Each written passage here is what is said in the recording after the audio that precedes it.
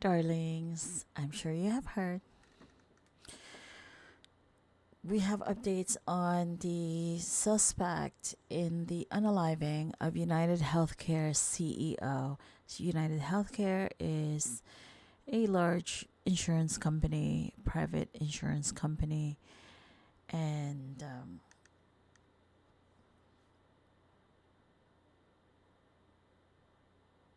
it's kind of like, I don't know if it's as big as Blue Cross Blue Shield, but it may be around the same size as far as coverage, as far as, similarities in how they run their business. Now, it's quite unfortunate that Brian Thompson, he was the CEO of United Healthcare before he was his untimely um, unaliving by the accused 26-year-old Ivy League graduate who is also from a prominent Maryland real estate family, and his name is Luigi Mangione.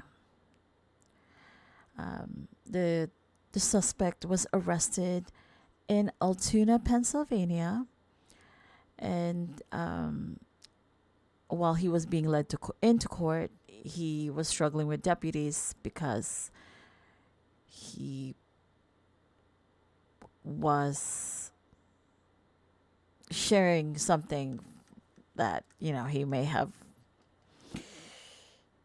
been sitting on in his mind. Um, I have mixed emotions on this, and this may be a very, very unpopular opinion, as I have mentioned in some of my videos. I have experience in the healthcare industry. I worked for years in a clinical setting in a hospital, and I know that it can be heartbreaking to give somebody medical assistance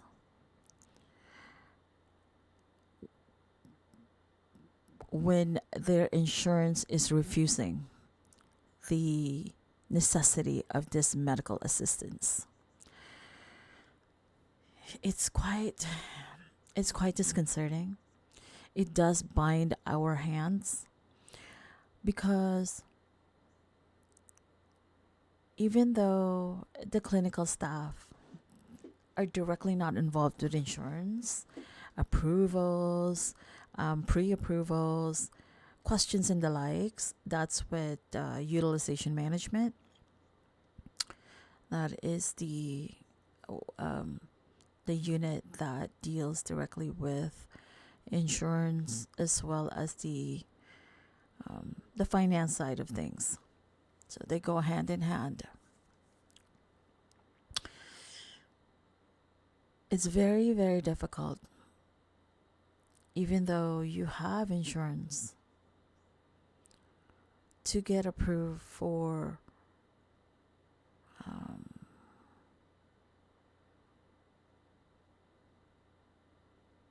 life saving or even palliative or preventative care. I don't know why the insurance the insurers in America, the medical insurers in America, is structured in that way. I also realized because they are for profits, that's kind of like their motto, right? And I'm not saying this because I want to mitigate the crime that was done, or to minimize rather the crime that was done against Brian Thompson, as well as his family and his friends, and the community at large. And in this case also, I also feel bad for the family and friends of the accused suspect, Luigi Mangione. who now has to contend with the fear of the media outlets who are going to be combing through every social media post, every address, every probably their trash cans to get, more information than the next that they can put on the headline news. And it's like the lives of these two families have been turned upside down. Do they have a motive yet? At this time, no.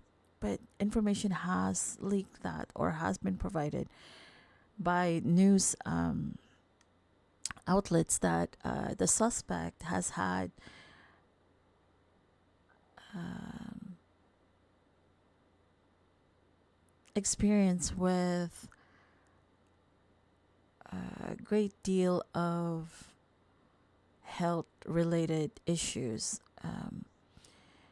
Apparently, the suspect has had surgery to correct a defect in their spinal column. Um, During my clinicals, I have had the opportunity to actually um, assist in the surgery of um, corrective surgery, I should say, of spinal deficiencies, and or like with older people who have herniated spinal discs. So I know how long that surgery is. I know that the preparation for that is extensive. I know that indirectly, the patients who would have to undergo this would not be doing this very lightly, would not agree to do it very lightly. The surgeons who are performing this, corrective surgery would not do so very lightly. And even before this, a battle would already be waging between the insurance and the hospital who's going to be performing the surgery for the operation, because the insurance would have to approve, right? And it's very unfortunate because surgeries that are life threatening can take a very long time to get approved. It's very sad. And again, I'm not saying that what the alleged suspect did is right, or that the unaliving of Brian Thompson is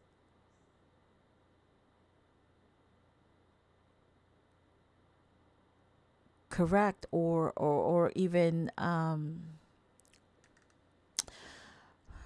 acceptable. I'm not saying that. I'm just sharing my experience and why I see both sides of the coin, from the insurance side as well as the alleged suspects' potential thought process and in what led him to, unfortunately, go down this unfortunate lane, to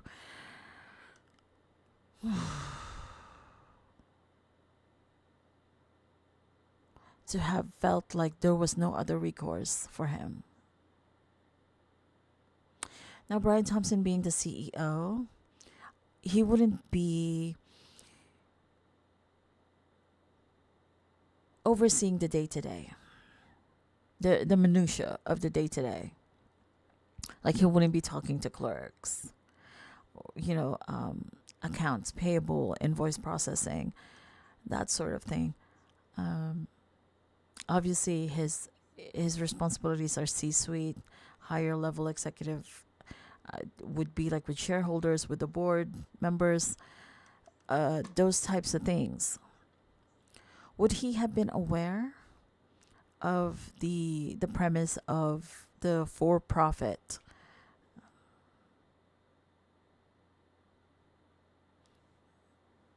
company that he obviously oversees? Yes. As a CEO, you're well aware of the model of your business. There's just no getting around that. But you're also well aware that it is a for-profit. Like if it was like a non-profit, you know what I mean? But you're also aware that fault will be cast on you if somebody is disgruntled, if somebody has an issue with something and it cannot be resolved at the lower end administrative level. Would it be something that you would personally even get involved in? Potentially not. But again, the business model of your company itself is known to you. So you would know that there would be obviously a ton of disgruntled people. And again, I'm not saying that, what the alleged suspect has done is good, and that the CEO, had it coming. No, not at all.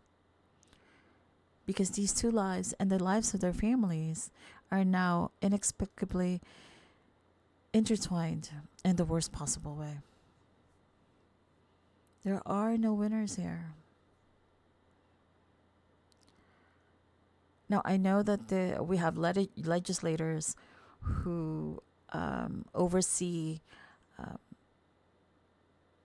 the business models, right, of our insurance providers or private insurance providers and such things.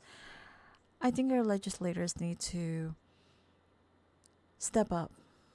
They need to do their due diligence to ensure that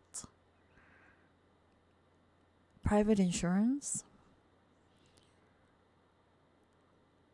as much as are either out of pocket, like you purchase it out of pocket because you're self-employed, or you have a copay on your monthly insurance bill from your employer, or even if the employer covers the entire thing, your monthly cost. I think our legislators need to do a lot more reviewing of approving the business models of private insurance companies. There has to be safeguards, and if likely there already are safeguards, but perhaps we may have to review those safeguards to see if they are no longer working. Like, these private insurances are supposed to be working for each and every insured person that they cover in their company.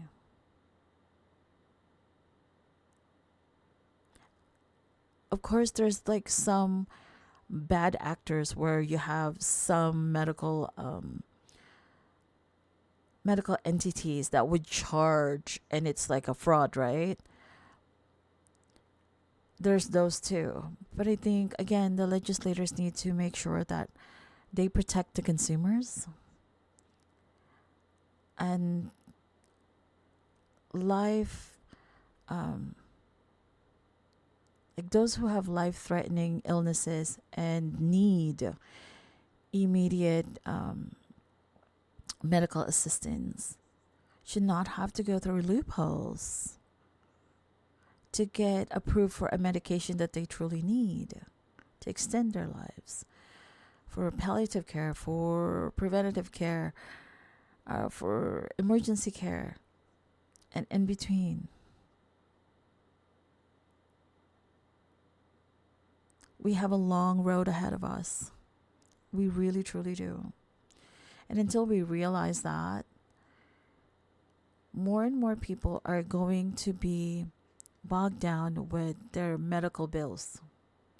We have a lot of people who have aged, um, and are living barely scraping by for with their social security benefits because of the large bill that they have just on their medical bills.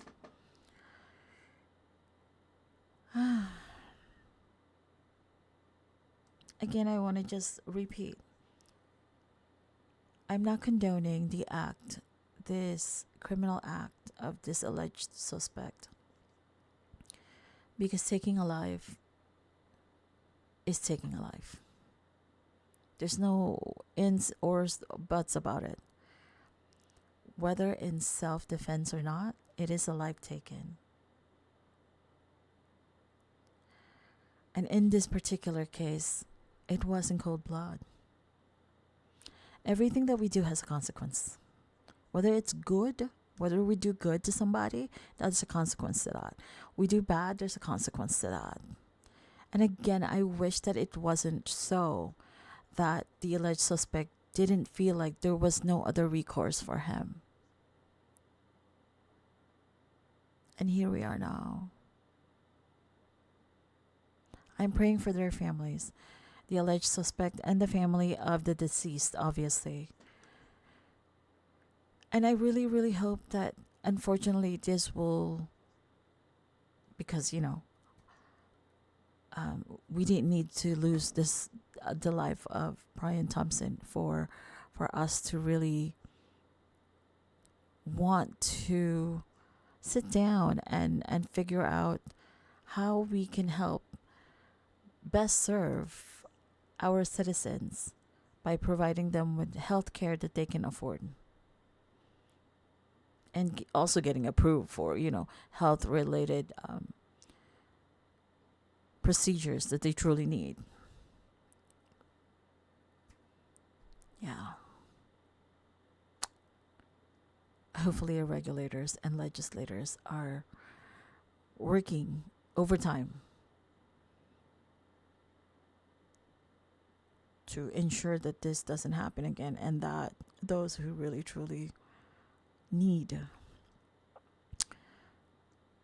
the medical intervention are able to get it timely and are not going through hoops and being hung up on when they call their insurance, or being put on hold for 3 hours or what have you.